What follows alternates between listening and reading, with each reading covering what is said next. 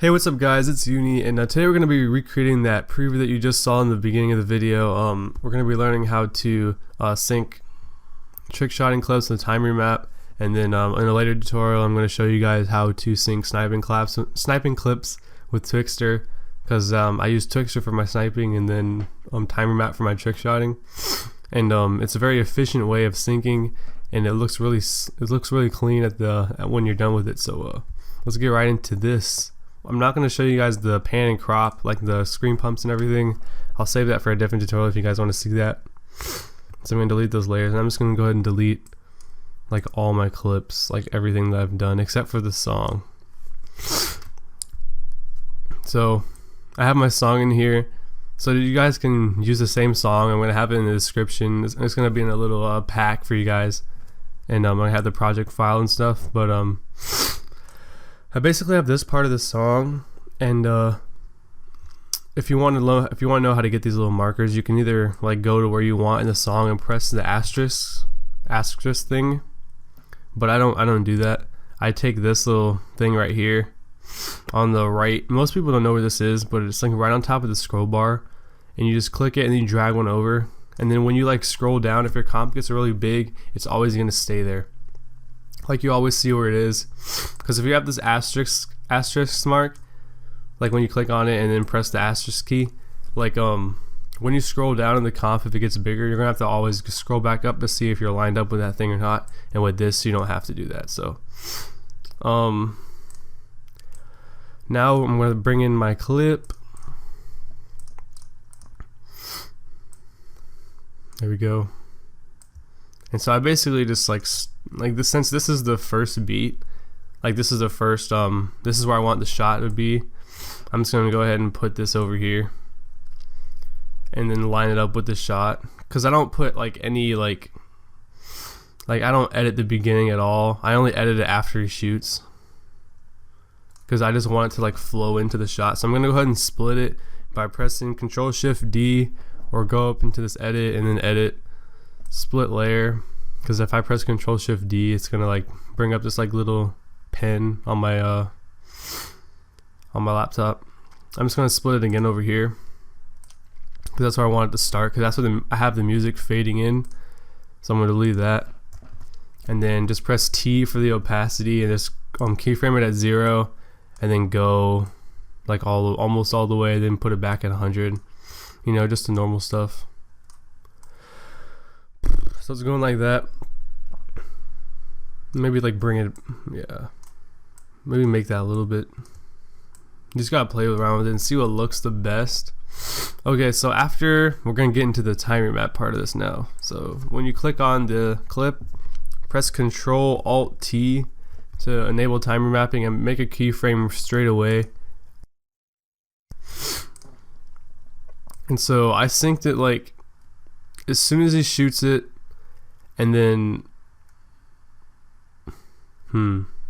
like it's kind of hard to explain. I do it like right when he hits the ground, kind of when he hits the ground and he starts coming up. Make another keyframe, and then I'm gonna drag it to the next beat, and then so it gives you like a little bit of flow.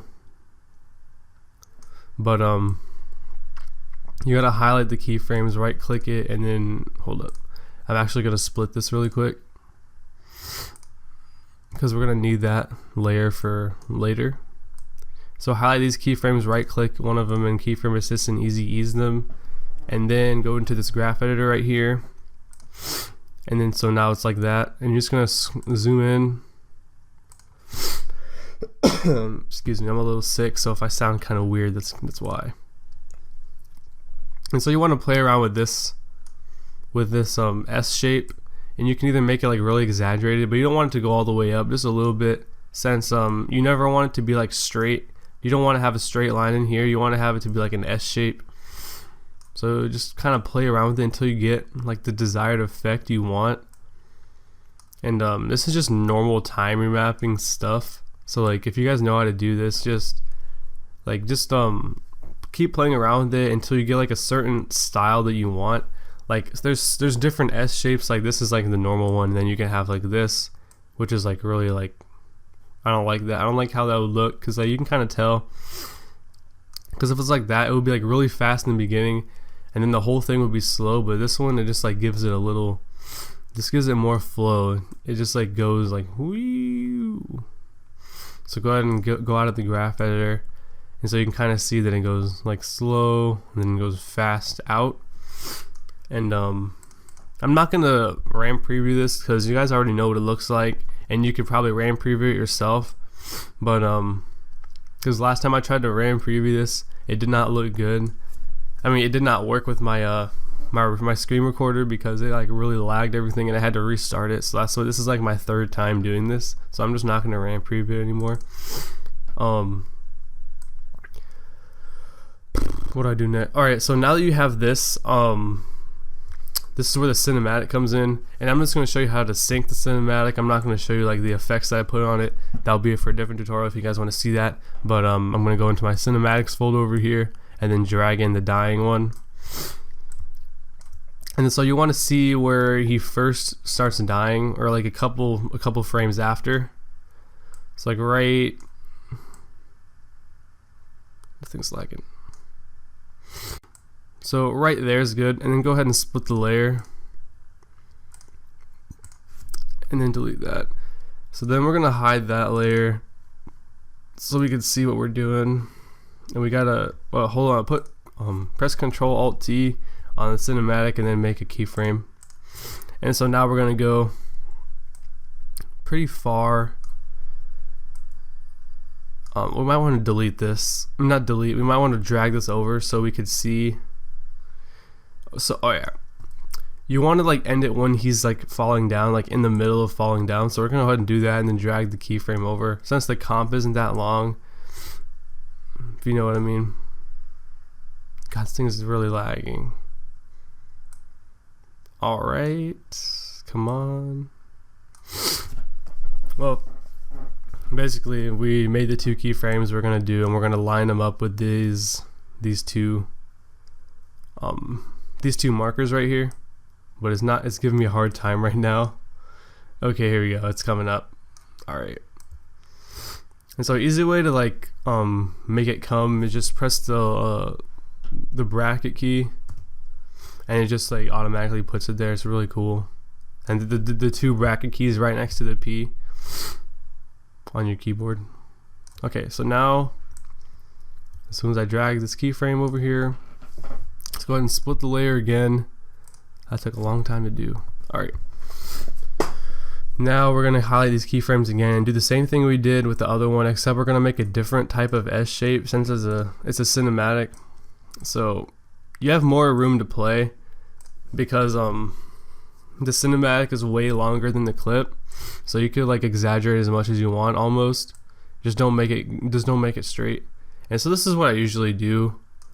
I usually make like the yellow lines longer, and so it looks kind of like that, almost the same as we did with the clip, but a little bit different in a way. So now you can kind of see, shoots it, flows into the cinematic. Hold up.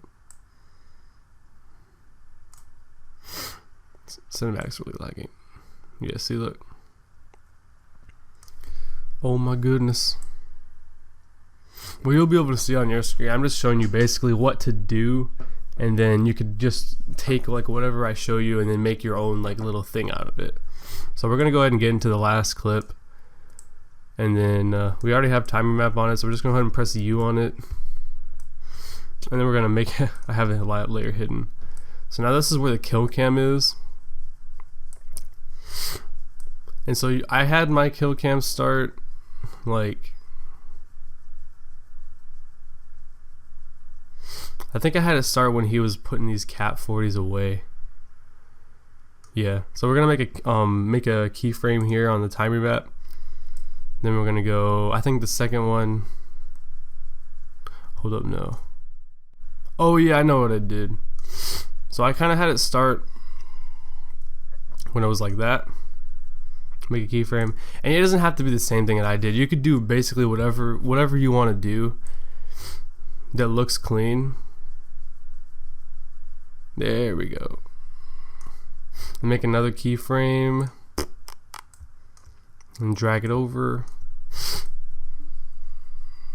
and then just make another one, like, you know, like so they're kind of like even space away, and then the next one is a shot. So like that's perfect. So let's drag the keyframe right at the shot, and then the last one I did was when he was falling again, so just like a good amount. Yeah, that's fine. He's already reloading the bullet, and then just go ahead and drag that over here, and then split the layer. How long has this thing been? Well, we're 11 minutes in. That's not too bad. Not too bad. Okay, so we're gonna go ahead and split it again over here. Sorry for the confusion earlier when I was trying to figure out where I synced it up. I kind of got stuck there for a second, but I got it figured out. So now that you have all your keyframes made, you're gonna do the same thing again, highlight them, and we're gonna have more to work with this time since there's more than two keyframes. So we're just gonna work with each pair individually, and just don't like make it too exaggerated because you want it all to flow together. So just a little bit. This is what I usually do.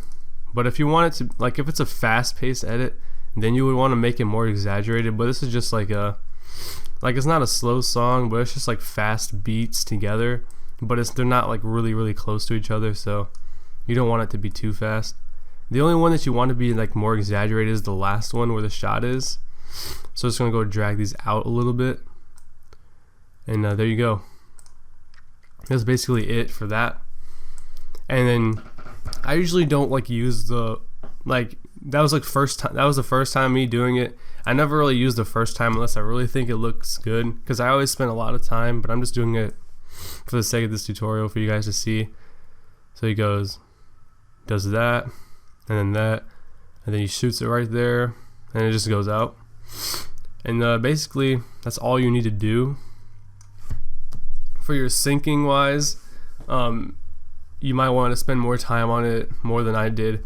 And basically, like, the only other things I did for this edit, like the edit that you saw in the beginning of the video, is I put like on the kill cam I put a warp.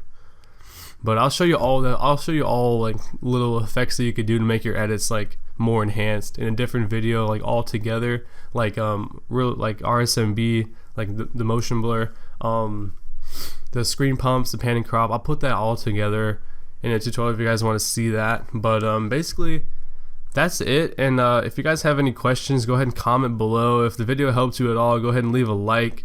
And also let me know if you guys want to see any other videos. I have another edit coming up pretty soon. It's going to be really nice. So I hope you guys have a great rest of the day, and I'm out. See ya.